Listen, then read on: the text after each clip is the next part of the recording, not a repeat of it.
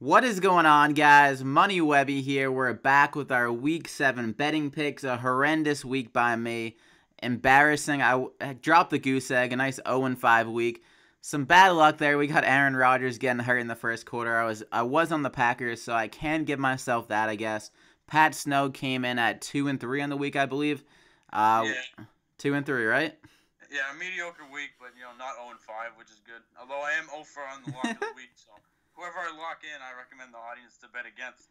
Yeah, pretty much you can just fade my picks and fade Andy's lock picks, and you'll be friggin' almost a millionaire by now, I'm guessing, if you are following along for the most part. But in all seriousness, it's a solid week. I think this slate of games is actually more exciting than last week's games. Some better games to watch. We got the game of the week. Our Patriots going against the Falcons, a Super Bowl rematch. I'm fucking pumped for that game. Can't wait for that one. Leave a like on the video before we get going to really help me out to keep these videos coming for you. Me and Pat Snow keep on giving these horrendous ice cold picks every week, mostly on my part. But also subscribe to get these videos every single week. And let's get into it now with our first game. Denver Broncos at the LA Chargers. We got the Broncos laying a friggin' egg on Sunday Night Football last week against the 0-5 Giants, and the Chargers kind of coming back to their form, which I thought they were going to be a good team coming into the year. They got off to a wrong start with just kind of choking as they always do at the end of the games with their kicker. What is his name? Young Hoo Chu or whatever. Young Hoo Koo, he's Yeah, off the team. Young Hoo Koo. Yeah, whatever. He missed like 2 field goals at the end of games, so they went 0-2. Now I guess they got a good kicker, so they're 2-4. They're on the up and up. But we got the Chargers -1.5 in home here. If you would even consider that, they're in LA where like no one shows up. But over under 41.5. What are you thinking on this game? A big thing that stands out, obviously, is the Broncos. Huge lay an egg. They had no one run D coming in, but they let Doc run all over them. Very strange that coordinator's playing a lot of zone instead of man, so. And they're missing Emmanuel Sanders. That's a huge X factor. I don't like their receivers outside Demaris. I don't even like Demaris that much. Pretty soft wide up. Hayward will take him out. So I do like the Chargers here. They're at home, which, like you say, it's arbitrary. It's not really a home game, but Chargers have been playing better, have been unlucky. And without Emmanuel Sanders, I think the Broncos' offense will struggle, especially Melvin Ingram versus their right tackle is something to watch. So you like the Chargers -1.5? I'm assuming. Yeah, big time. Like it. Yeah, I'm with you on this game. I think, like you said, Emmanuel Sanders, he's one of the most underrated wide receivers in the league. We both agree on that one. So that's going to be a big blow because they don't really have anyone. Like, their offense, I believe 51% of their market share is on Demaryius Thomas and Emmanuel Sanders. So losing Emmanuel Sanders, they pretty much have, like, no one really that has really chemistry with the quarterback. Like they tried to get going with Benny Fowler after Emmanuel went down, but he could do nothing in that game. He's not nearly the same talent as Emmanuel Sanders. So I agree. They're going to struggle a lot moving the ball. I think they will have some success on the ground with Anderson and Jamal Charles, but it's not going to be enough to get over these Chargers. They have a great weapons on offense. I think Hunter Henry is going to have a big week for them. So I'm favoring the Chargers -1.5. I'm actually looking at the over 2 in this game of 41.5. I think the Chargers offense, they moved the ball actually surprisingly well week 1, and Hunter Henry didn't even get a catch in that game. They almost won with that field goal kick to take it to overtime in that game. So I think the Chargers will get some points, and the Broncos will be able to get a few points here and there, some field goals, and get the over for us. So into the next game, we got the Saints at the Green Bay Packers. Aaron Rodgers going down. It sucked for my bet last week, and it's going to suck for the Packers at this game. Saints are looking like a big favorite in this one, where they were going into the week. I believe they opened up. Actually, no. I think they opened up at -3. People are laying down a lot of money on them. They're -5.5 now. Over under 47.5. What do you got? Lock it in before it keeps going up. The Saints defense is back. First time they're above 500 since 2013. You know why? They got these things called cornerbacks. Lattimore and Crawley look great. Breeze has his left tackle back in Armstead. They're running the ball. I think this team's a dark horse for the Super Bowl. Lock of the week, Saints. Lock it in. Yeah, so I was just thinking in my head, where did this Crawley guy come from? Like, week 1 and week 2, they couldn't cover, like, friggin' me and you out there, but all of a sudden, Crawley's just a beast. I knew that Lattimore was going to be good within, like, a few weeks or a year or so, but where did this Crawley guy come from? Do you have any idea? He's a second-year undrafted kid. He kind of struggled last year on and off. I don't think he started at the beginning of the season, but obviously they got torched by the Vikings and Pats, so they need to shake it up. And who knows? Maybe they found lightning in a bottle with this kid. Yeah, I think they have a really good defense. So I know they have that good front seven kind of. They have that young linebacker with the long hair. I don't know his name. Do you know his name? Anzalone. Yeah, Florida. he's really good. I think they have Sheldon Rankins on the inside as well.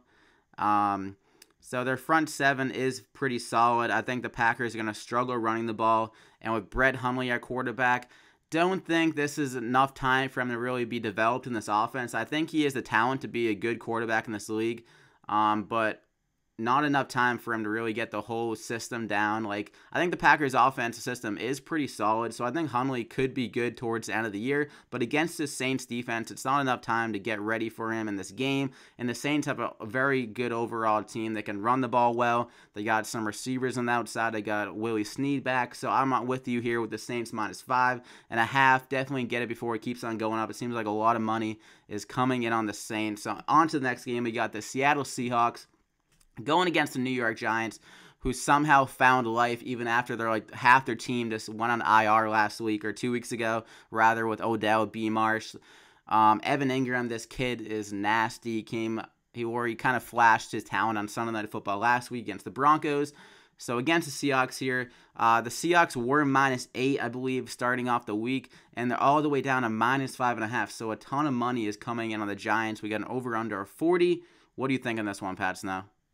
Yeah, I went in thinking the Seahawks, but now that I think about it more, I just think the Giants did find the right O-line combination. Pugh pretty much shut down Von Miller, and they finally have a run game going. We'll see if it can last. And Seahawks going west to east coast, I think, is a big factor. That affects a lot of teams, that big trip. So I'm definitely going to take the points here. Maybe the Giants look good again. The Giants should lose these games, honestly, get a high draft pick, but they're still playing for a season. They're not completely out of it. And I think Eli looks decent enough versus the Seahawks, who are Avils on injured reserve, so that could hurt the Seahawks pass rush. I'll lock in the Giants. Not lock in, but, take them. Yeah, all right. I was a little thrown off by you saying you're going to lock it in. But I'm on a different wavelength with you here. I think the Seahawks, they had the bye last week, kind of get healthy a little bit. Doug Baldwin was a little banged up. CJ Prozes can get a little healthier. And so that bye week's going to have them prepared for this Giants offense. They literally have one weapon with Evan Ingram for the receiving game. So if the Seahawks could have schemed some way to take him out of the game over the bye week, I think they really can shut down this Giants offense. And Russell Wilson, he always has a couple of those big games during the year. He hasn't had one yet, I believe so. He hasn't had that huge flash game where they blow out the team. They did have that week against the Colts, but the Colts aren't a good team as well. And the Colts actually hung in for most of the game. I think the Seahawks have a statement win here. Win by double digits. So I think the Seahawks -5.5 is the pick for this game. Over under a 40. I would slightly favor the over probably in this spot. I think the Seahawks are going to be putting up more points than people expect in this game. So on to the next game. We got the Redskins at the Eagles. Eagles -4.5. Eagles looking very good. Possibly a Super Bowl team here. 5-1 against another underrated team, I believe. 3-2 Redskins. Over/under of 48.5. Any feel on this game? It's a tough game to pick. Definitely, I think teams are evenly matched talent-wise. Eagles got a slight edge, but the Redskins have looked good on both sides of the ball. So I would take the Redskins points here. It's a divisional game, typical field goal game. You saw the Pats and Jets have a close game. I just think that while Jonathan Allen is out for the year, they'll hurt. I do think the Redskins defense can actually get to Philly a little bit. And Carson Wentz, he hasn't had a bad game, and I think he's due. He throws a lot of sketchy balls, definitely sails slant passes. And I think he's due to have a bad game, so I would definitely pick the Skins here. Yeah, this game is probably one of the harder games to pick this week, but I really wanted to talk about it because it's definitely one of the most exciting games. Eagles -4.5. I'm with you there. I think getting 4.5 points is good in a divisional game between pretty evenly matched team. I would slightly favor the Eagles on pure talent-wise. Believe Josh Norman's going to be out of this game as well, but our boy Dunbar, Brian Maxwell Jr. has been balling out. I think he can hold Alshon Jeffrey in his own right in that game if they put him on Jeffrey. So I think the Redskins can keep this within 4.5 points. I think they can do enough. And the Eagles secondary, it has looked better since they got that injury week 1 with Ronald Darby. But I still think they haven't really faced anyone that good. At the top of my head, they've had kind of easy matchups at wide receiver. I think Alex Smith and Tyreek. Did they face them? The Eagles? They beat them. All right, Well, you hate Tyreek, so. But I don't know. I think Pryor is okay. Like, I think Doxson's underrated. I think he honestly might be better than Pryor. You got Crowder on the inside, Vernon Davis, Jordan Reed. They have the weapons to keep this game within like 4.5 points. Taking the points here, I think plus 4.5, over under 48.5. Don't really have a feel for that one. Probably say under on the over under. So that's really it on that game. And then the big game of the week, the Falcons at the Patriots, the Super Bowl rematch after Matty Ice pooped himself in the Super Bowl last year, being up 28-3. Pats minus 3.5. Believe it opened at -4. Got a half a point edge. I kind of like that. Over under 55. Pat Snow, what do you got? Do the Pats defense finally good, or are they gonna mess around? It depends. Gilmore's in concussion protocol, so hopefully he plays. I do think he's a great matchup for Julio. But my biggest takeaway from this game is they got Trufant back. We added Cooks. That's a wash. But Gronk is the X factor here, especially versus the cover 3, cover 1 that the Seahawks scheme that Dan Quinn brought over. I think Gronk can definitely feast on this defense. I don't trust Devondre Campbell in coverage that much. I know he's been better. But I think Gronk's the X factor here. I think the Pats look good on Sunday night. I would take the points. Yeah, I'm with you here. Pats minus 3.5. It's going to be my lock of the week. Feel pretty good about this one. I think they'll edge them out by like around 4 to 7 points, maybe even more if Matty Ice kind of gets like shook by being out of the dome. Maybe get those like Super Bowl jitters from last year playing the Patriots. But like you said though, Gilmore and Eric Rowe being back in this game would be huge for the Patriots. So definitely keep an eye on that. If both of them are back, I would feel 100% confident about the Patriots winning this game.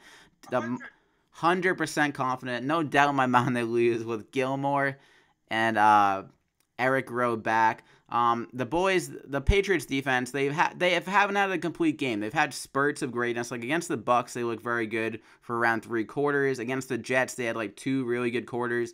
Some missed coverages here and there, but I think they're gonna go with that man coverage against Julio, trying to bracket coverage him. Sanu might be coming back, but he'll probably be a little banged up off that injury still.